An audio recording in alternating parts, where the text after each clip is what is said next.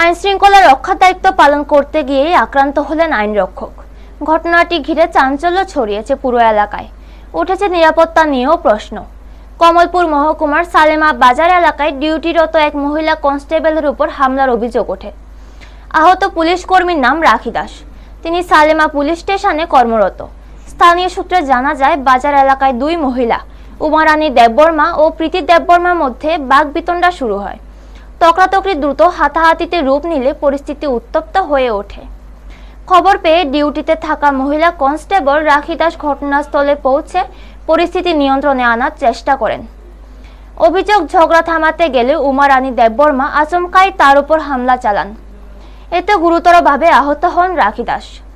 চিকিৎসকদের প্রাথমিক রিপোর্ট অনুযায়ী তার একটি হাত ভেঙে গেছে। আহত অবস্থায় তাকে প্রথমে সালেমা প্রাথমিক স্বাস্থ্য কেন্দ্রে নিয়ে যাওয়া হয়। পরে উন্নত চিকিৎসার জন্য কুলাই জেলা হাসপাতালে রেফার করা হয়। বর্তমানে তিনি চিকিৎসাধীন রয়েছেন। ঘটনার পর এলাকায় চাঞ্চল্য ছড়িয়ে পড়েছে। স্থানীয় বাসিন্দাদের প্রশ্ন, যেখানে ডিউটিরত পুলিশ কর্মী আক্রান্ত হন, সেখানে সাধারণ মানুষের নিরাপত্তা কতটা নিশ্চিত? পুলিশ সূত্রে জানা গেছে, ঘটনায় অভিযুক্ত মহিলাকে আটক করা হয়েছে। তদন্ত শুরু হয়েছে এবং আইনানুগ ব্যবস্থা গ্রহণের প্রক্রিয়া চলছে। ব্যুরো রিপোর্ট, নিউজ তৎকাল 24। অন্যান্য দিনের মতন কনস্টেবল সুভাষ দাসের সঙ্গে রাখি দাস, দুটি এসআর এবং এসপিরা মিল্লা বাজার ডিউটি দেওয়া যা সালামা থানার সালামা বাজারে তারা ডিউটি চলাকালীন 4:15 নাগাদ দেখতে পায় দুই মহিলার মধ্যে উত্তর বাজার মানে পোস্ট অফিসের সামনে ঝগড়া শুরু।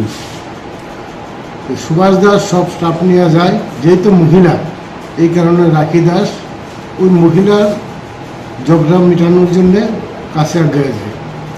তখন শুভকন্যা দেববর্মা এলাইস উমা আমার কনস্টেবলরে প্রথমে চর থাপ্পড় মারে, তারপর তারে আলগিদে তুল্লা আসার মারে। তার হাতে তার মাথা এবং গুরুতর আহত হয় এবং ডান হাতের কবজিটা ফ্র্যাকচার হয়। তারপর আমি একটা মামলা জরুরি করি, মামলা তদন্তের জন্য স্টিফেন র্যাঙ্গে দেই। আজকে সকালবেলা মহিলারে অ্যারেস্ট করে কোর্টে চালান দেওয়া হয়েছে। মাননীয় আদালত তারে 10 তারিখ পর্যন্ত জেল কাস্টডিতে রাখার নির্দেশ দিয়েছে। মহিলা কনস্টেবল এখন শারীরিক অবস্থা কিরকম? মহিলা কনস্টেবল প্রথমত আমরা সালামা পিএইচসিতে নিয়ে যাই, তারপরে তার বেটার ট্রিটমেন্টের জন্য কুলাই ডিস্ট্রিক্ট হসপিটালে অ্যাডমিট আছে, বর্তমানে চিকিৎসা।